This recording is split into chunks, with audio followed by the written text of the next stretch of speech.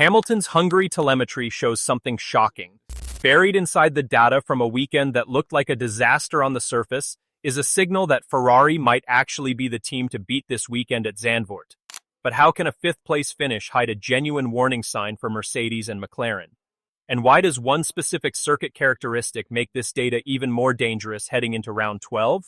Stick with me, because by the end of this video, you'll understand exactly what the numbers from Hungary are really saying, and why Zandvoort might be the perfect place for Ferrari to prove it. Let's start with what actually happened in Budapest, because the headline result and the underlying story are two very different things. Going into qualifying at the Hungaroring, Ferrari was widely tipped as the favorite for both pole position and the race win. And for most of that session, it looked like exactly that story was unfolding.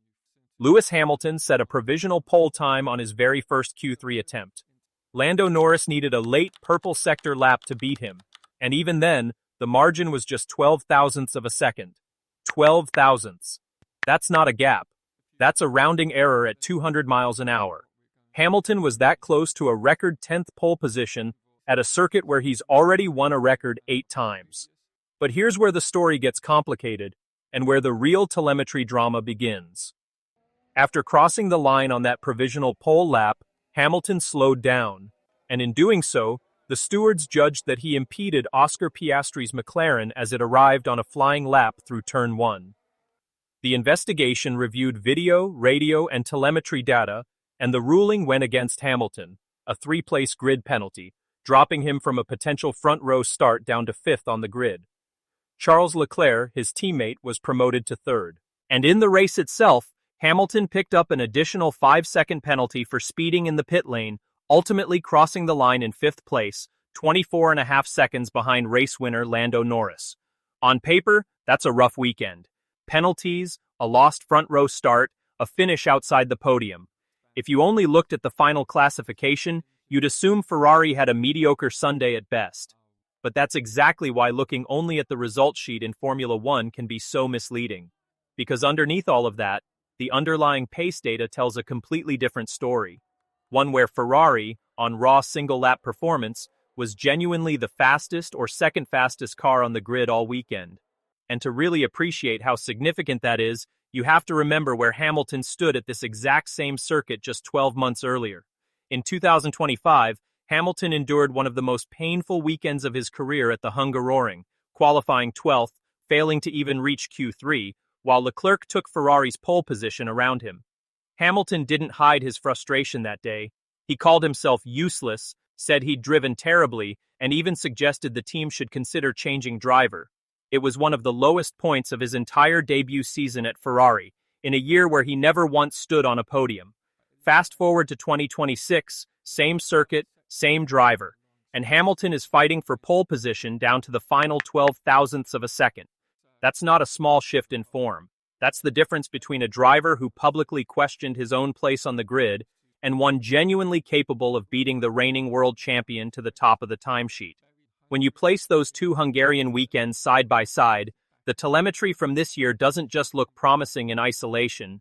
It looks like proof of a real, measurable turnaround in exactly the kind of car characteristics Zandvoort is about to test again.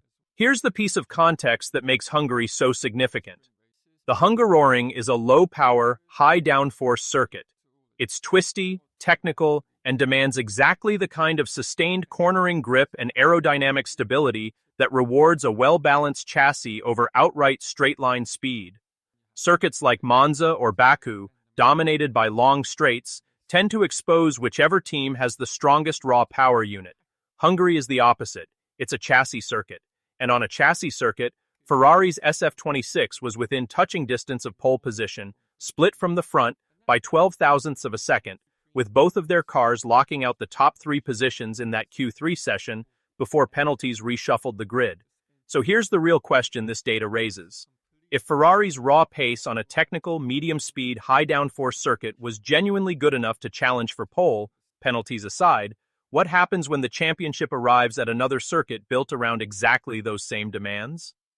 That question brings us straight to Zandvoort. The Dutch Grand Prix returns this weekend, and 2026 marks the circuit's final appearance on the calendar before it's set to leave the schedule. Zandvoort is one of the most unusual tracks left in Formula One, a 4.259-kilometer layout carved into the coastal sand dunes of North Holland, featuring 14 corners and, most famously, 2 steeply banked turns. Turn 3, the Hugen-Holtzbocht, is banked at 19 degrees. The final corner, named after Dutch motorsport legend Arie Luyendyk, is banked at 18 degrees, both steeper than the banking found at Indianapolis. Those banked sections allow cars to carry extraordinary corner speed, but they also demand exceptional aerodynamic stability and mechanical grip to exploit properly. Here's the detail that should make Ferrari fans sit up. Because of its layout, Zandvoort barely has any real straights. The main straight is short. Engine power, the exact area where Ferrari has openly admitted to trailing Mercedes this season, counts for far less here than at almost any other circuit on the calendar. Instead, the lap is dominated by medium and high-speed, long-duration corners, precisely the kind of demands that reward aerodynamic load and mechanical stability over outright horsepower. Multiple analysts covering the sport this week have pointed out that Zandvoort's characteristics closely echo the Hungaroring, and that Ferrari's SF26 has already demonstrated, in exactly that kind of environment, the potential to make a real difference. Think about what that actually means when you connect it back to the Hungary data. Ferrari came within 12 thousandths of pole position at a circuit that neutralizes engine power and rewards chassis performance. Zandvoort is a circuit that does the exact same thing, arguably even more extremely, because its straights are shorter still. If the underlying pace Ferrari showed in Budapest was real, and not simply a one-off qualifying lap, then Zandvoort could be the next place that pace translates into a genuine result, unclouded by the penalties that wrecked Hamilton's Hungarian Sunday. But before this turns into pure optimism, let's talk about why it isn't that simple. Because Formula One in 2026 has punished anyone who assumes theoretical pace guarantees a result. Hungary itself proved that execution matters just as much as raw performance. Hamilton had the pace for pole and turned it into a grid penalty through one costly mistake after the checkered flag had already fallen on his lap. That's the lesson Ferrari has to carry into this weekend, because Zandvoort adds a brutal new variable that didn't exist in Hungary. For the first time in the track's modern F1 history, Zandvoort is hosting a sprint weekend. That means teams get only a single hour of practice before sprint qualifying begins. 1 hour to dial in a car on one of the most unforgiving, narrow, banked circuits on the entire calendar, with barriers close and almost no room for error. Any mistake in that condensed practice window could cost a team the rest of the weekend before the real action even starts. And Ferrari isn't the only team with a case to make here. Mercedes arrives at Zandvoort still leading the championship through Kimi Antonelli, but their form heading into the summer break was shaky enough that most analysts don't believe their Budapest struggles reflect the true ceiling of the car. McLaren, fresh off Norris's win in Hungary, brings an upgraded car of their own and remains a genuine threat for victory. This isn't a two-horse race between Ferrari and Mercedes. It's a genuine four-way title picture, with Antonelli leading Russell by 40 points heading into this round, and Hamilton now sitting third in the standings for Ferrari. So here's what makes this weekend genuinely fascinating rather than a simple story of Ferrari's turn to win. The Hungary telemetry data suggests Ferrari has the underlying pace to compete for a win at a circuit like Zandvoort. The characteristics of the two tracks line up almost perfectly: low power sensitivity, high downforce demand, medium and long duration corners that reward chassis balance over horsepower. But Zandvoort's brutal single-session sprint format, its narrow margins for error, its coastal winds that can shift grip levels lap to lap, and its history of punishing any car with rear-end instability through the banked corners. All of that means pace on paper means nothing if Ferrari can't execute cleanly across a compressed, high-pressure weekend. There's also the tire question. Pirelli rates Zandvoort as the circuit with the highest tire energy density anywhere on the calendar, a combination of a short lap, 14 corners, and those extreme banked sections generating enormous lateral loads. Managing that wear across a sprint weekend, with only 1 hour of practice to understand it, adds yet another layer where a small mistake in setup could completely undo whatever pace advantage the telemetry suggests Ferrari might have. So let's bring this back to the real question at the heart of this video. Was Hungary a genuine signal?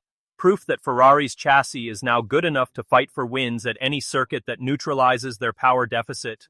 Or was it simply one exceptional qualifying lap on one particular Saturday that has no real bearing on how the SF26 performs under the very different pressure of a sprint weekend at Zandvoort?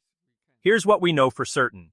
The data from Hungary shows Ferrari's raw pace was, for one qualifying session, essentially equal to the fastest car on the grid, on a circuit that plays directly into their chassis strengths. Zandvoort shares almost all of those same defining characteristics, and multiple analysts within the sport have already flagged it as a circuit that should suit the SF26. If Ferrari can translate Saturday pace into a clean Sunday execution, something that eluded them completely in Budapest, this weekend genuinely has the ingredients for a Ferrari win to actually happen. But if Zandvoort's compressed practice schedule, its unforgiving banked corners, or its unpredictable coastal winds expose even one small flaw in the SF26's balance, that theoretical pace advantage could evaporate just as fast as it did in Hungary, buried under another set of penalties, mistakes, or simple bad luck. So here's what I want to know from you. Do you think Ferrari's Hungary pace was the real deal? A genuine sign they can win at Zandvoort this weekend? Or do you think the penalties in Budapest were hiding a car that still can't put together a clean, mistake-free Sunday when it actually matters? Drop your prediction in the comments below before the race weekend gets underway. I read every single one, and I want to know exactly where you stand.